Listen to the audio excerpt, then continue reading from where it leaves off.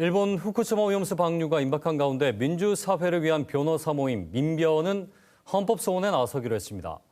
자, 이 헌법소원의 내용은 무엇이고 또 그 실효성은 있는지 짚어보겠습니다. 류재성 변호사 스튜디오에 모셨습니다. 예, 변호사님 어서 오십시오. 네, 안녕하세요. 자, 오염수 방류와 관련해서 헌법소원에 나서기로 했는데 그 상대가 우리 정부입니다. 예, 그렇습니다. 예, 이게 어떤 내용입니까? 예, 그 일본 정부가 후쿠시마 원전 오염수를 바다에 이제 투기를 하는데 이게 이제 역사상 최초로 있는 일이고, 예, 이게 이제 현실화되면 현 세대뿐만 아니라 미래 세대의 어떤 생명권, 네, 건강권, 환경권, 그리고 어업이나 수산업 종사자들의 재산권, 영업권 등 광범위한 어떤 기본권 침해가 발생하고 우리 해양 생태계가 돌이킬 수 없이 어떤 재난적인 상황을 맞을 것이라고 우려가 되고 있습니다. 네. 그리고 국제법적으로 봐도 뭐 유엔 해양 환경법 관련 협약에서 그리고 방사성 폐기물 관리 협약 등에서 이 오염 물질을 함부로 버릴 수 없도록 금지 규정을 두고 있습니다. 네. 그럼에도 이제 일본 정부가 이것을 강행을 하는데, 그렇다면 우리 정부는 국제적 외교적 노력을 기울여서 방류를 막기 위한 모든 노력을 해야 되고, 특히 이제 국제해양법 재판소에 제소를 한다든지 그런 법적 조치를 취해야 되는데, 반대로 오히려 오염수가 안전하다면서 방류를 더 이제 조장하는 그런 행위를 하고 있기 때문에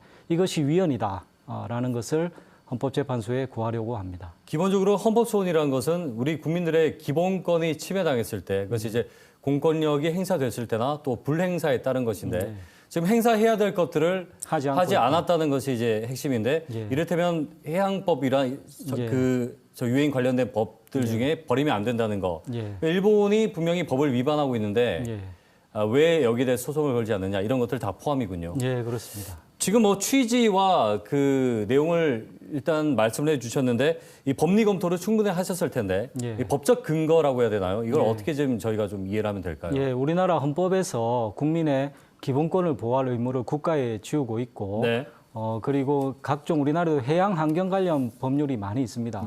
여기서 해양 환경을 보존하고 관리하고 오염 물질의 배출을 금지를 하고 있습니다. 국제법적으로도 아까 말씀을 드렸고, 그래서 이런 환경 보호 의무, 국민의 기본권을 보호할 의무를 입법부나 행정부가 직무를 유기할 때 그것이 잘못되었다, 위헌이다, 통제를 구할 수 있는 것이 헌법재판 제도입니다. 그러니까 그걸 하지 않았을 때 국민들의 광범위한 기본권이 침해를 당할 동안에 정부가 아무것도 안 했다는 것에 대한 그렇습니다. 잘못이다, 그것이. 근데 조금 우려되는 것은 시간이 촉박해요.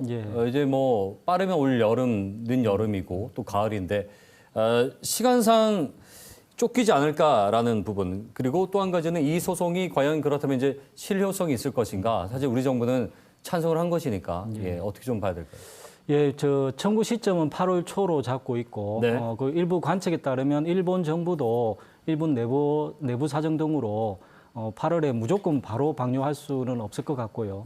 그리고 일단 이게 방류를 시작한다 하더라도 계획에 따르면 30년간 장기간 걸치기 때문에 그 기간 내에라도 정부가 중단을 하기 위한 조치를 취하라라고 헌법재판소가 결정을 할 수 있기 때문에 그리고 이제 일본군 위안부라든지 원폭 피해자들이 제기한 헌법소원이 있었습니다. 그때 이제 대한민국 정부가 이 피해자들의 훼손된 존엄성을 회복하기 위한 적절한 필요한 노력을 취하지 않은 것에 대해서 위헌 결정한 사례가 있기 때문에 이번 사안에서도 헌법재판소가 국민의 기본권 보호를 위한 자신의 사명을 다할 것으로 그렇게 기대를 합니다. 그 이전의 판례는 내용 자체는 다르긴 하지만 그 전체적인 결이라고 할까요?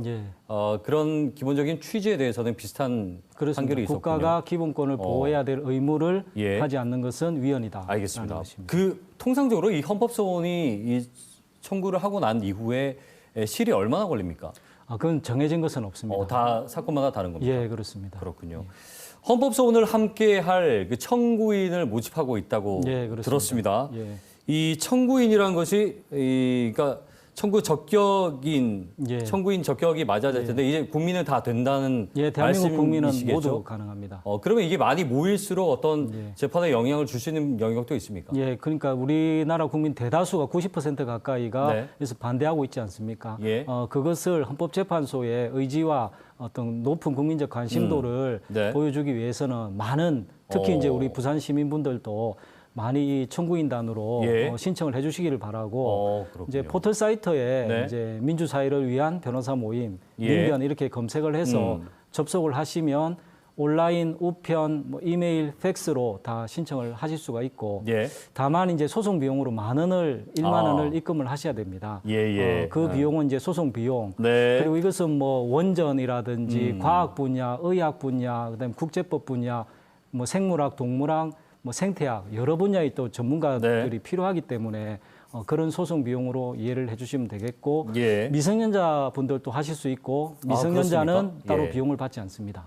그럼 부모의 동의가 예, 동의는 필요합니다. 동의는 필요하고 예, 이제 그렇습니다. 이 비용은 내지 않아도 되는 거고요. 예, 그렇습니다. 이게 소위 저희가 이제 탄원서를 낸다고 하잖아요. 헌법소원 할 때도 그 탄원서하고는 성격이 다르고. 예, 다르고 이제 직접 주체가 되는 것이죠. 그렇죠. 당사자가 되는 것이죠. 그랬을 경우에 이제 국민들이 좀 우려하는 것은 혹시 내 이름이 올라가는 거니까 여기에 대한 이제 막연한 좀 두려움일까요? 걱정이 있을 수도 있는데. 헌법상 이제 재판 청구권이 이제 헌법상 기본권으로 보장되어 있기 때문에 이런 뭐 청구인이 되었다고 해서 불이익을 준다라는 것은 아무리 뭐 이 정부가 반민주주의고 맛이 같다 하더라도 그렇게는 못할 것입니다. 알겠습니다. 그러니까 거기에 대해서 뭐 특별히 국민들에게 불이익은 전혀 불이익은 있을 수가 없을 없다. 테니까 그 부분 생각할 필요가 없고. 예. 생태계 대표로 고래를 청구인에 넣기로 한 걸로 들었는데 이전에 도롱뇽이 그쵸 청구인으로 들어갔다가 인용이 안 됐었잖아요. 그러면 이건 좀 이제 너무 화제성 아닌가라는. 그러니까 우리나라 법원은 있어요. 이제 동물이 이제 소송을 제기할 수 있는 능력을 인정하지 않습니다. 그런데 이제 전 세계가 다 그런 것은 아니고요. 고래 같은 경우에는 높은 고도의 어떤 인지 능력과 어떤 감성 그리고 높은 사회성을 지니고 있고 멸종 위기종으로 보호를 받아야 됩니다. 그리고 이제 인간의 어떤 인위적인 활동으로 서식지가 파괴되고 6번째 대멸종이라고 할 정도로 이제 생명 다양성이 침해받고 있는데 이런 상황에서 인간과 비인간 동물, 자연의 어떤 평화로운 공존을 위해서 이런 자연물과 동물들에게 법적 권리를 인정해야 된다. 소송을 제기할 수 있다.